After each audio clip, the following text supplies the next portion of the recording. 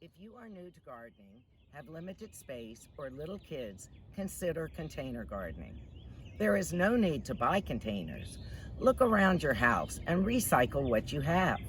Bottles, buckets, shoes, cans, boxes can all be used. Have fun with it. The quirkier, the better. Each child should have their own garden space, whether it's a pot or two or their own square foot garden. There are many types of gardens that kids will love to make. A Mexican garden could have onions, peppers, cilantro, tomatoes, garlic, or any other herb that you like on Mexican food. A rainbow garden could be writing down all the colors of the rainbow and finding fruits and vegetables that fit the colors to plant. A giving garden. Plan a space to grow old and lots of plants to give away. An Italian garden.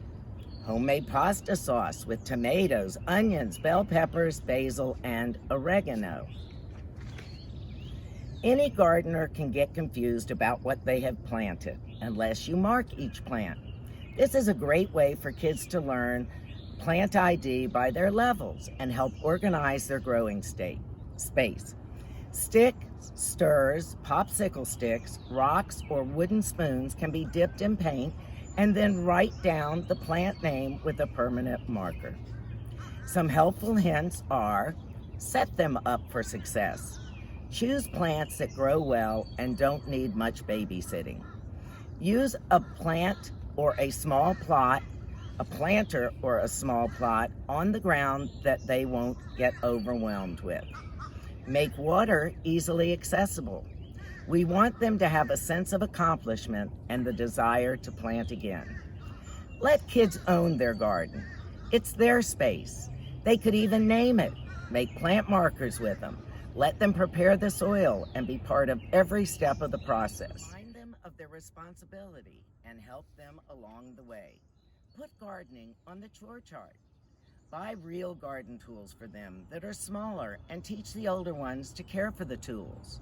Have them involved from farm to fork. Help them plant the food that they will eat. Kids can prepare the soil, plant, weed, water, harvest, and make the food to eat. Be sure to throw around lots of compliments. Understand that you may have to do some sneaky gardening tips and maintenance when they aren't around. Also, parents will know if any pest control is needed.